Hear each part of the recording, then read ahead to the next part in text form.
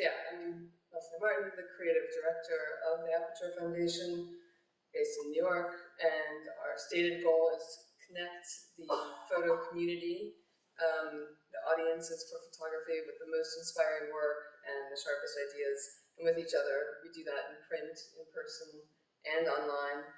I'm going to just say a quick word about Aperture because I consider myself lucky to be part of its history. It has a long legacy.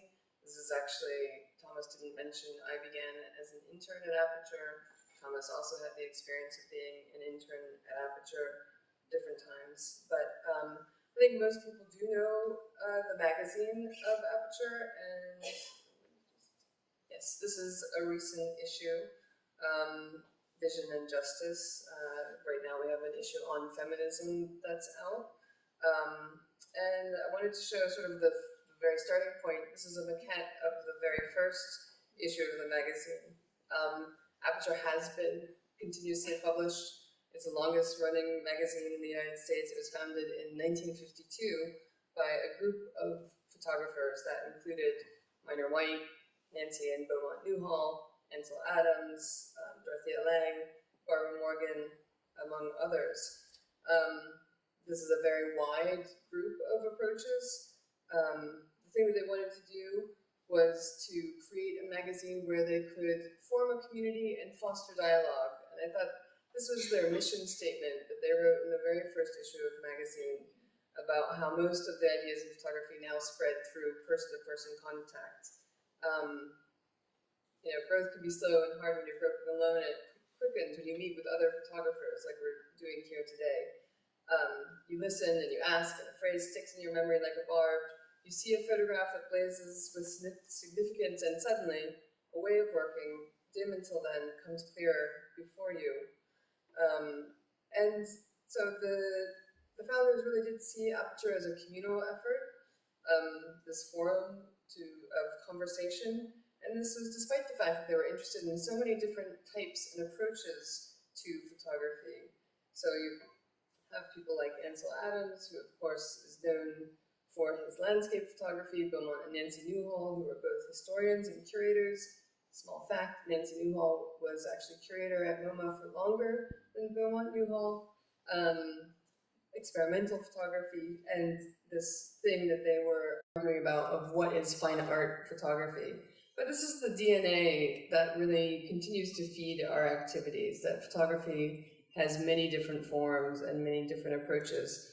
And it definitely has fed my thinking about photography, this openness to different forms and to different perspectives.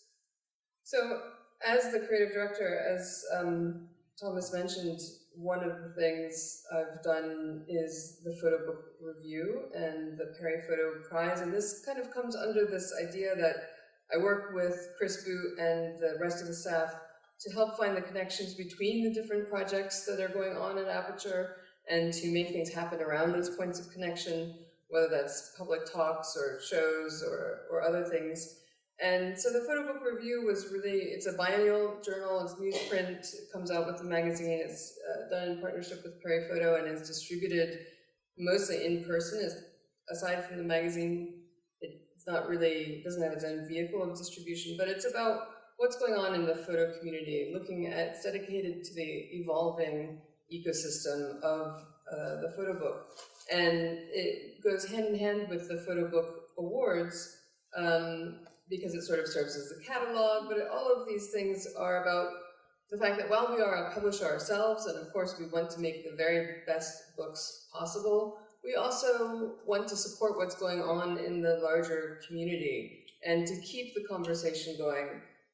This is a field that we have such a deep history in, but there are so many other, and especially now in this time of self-publishing, independent publishing, this is a way for us to support both emerging and established photographers who are continuing to push the boundaries of the book form. So I do all these things, including curating shows, sometimes writing for the magazine, but mostly I make books. And bookmaking to me is also its own collaborative pursuit. And I think this is just a few examples of the many, many books that I've done. When I'm working with a book, I am working with a designer, I'm working with a photographer, and the role of the editor, which is what I do, is really to work with the two of them to kind of take the raw material of these images that have been kicking around inside of the photographer's head, and to find the best shape that can connect it to a public, to make it sort of ready for public consumption. And sometimes I jokingly refer to this process as almost like photo book therapy. A really truly good book knows itself. And so I consider my job as really one of asking questions, starting with, what is the concept? And who is the audience for the book? And even, why do you want to make a book? Which is surprisingly sometimes very hard for a photographer to answer. But each of the answers to these questions should set up a series of decisions that, or should set in place a series of decisions about the final form of the book, the materials, the design, the selection, all of these things that really make an excellent book.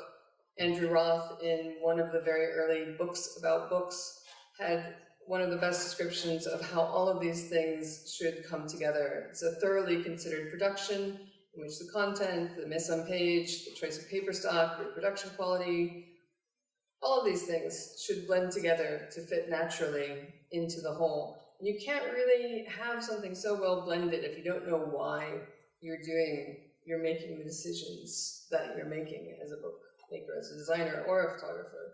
So I've thought a lot about also what makes a book unique. Why do I care about the book? I mean, I came to Aperture thinking I just love photography, and I actually thought I would be working more exclusively on the magazine. And I've kind of, over time, tried to boil it down, and I've ended up with 3 different points, which I'll just walk through very quickly. I mean, the first is that it's a permanent and stable document. It lives on the shelf. It lives across time. You can pick up a book 10 years from now, 20 years from now. It may be faded, but ideally it's the same thing.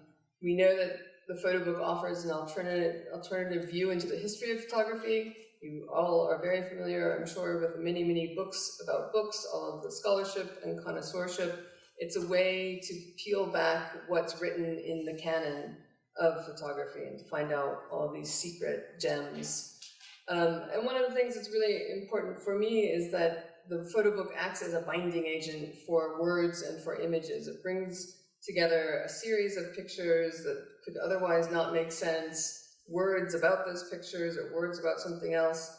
And especially right now, as much as I'm very interested, again, in experimental photography and finding out how we see and how we use photography to see, I think that we are in need of forms that are very concrete and that connect us to the world, are means of telling stories, and by bringing together the words and the pictures, this is how we tell stories.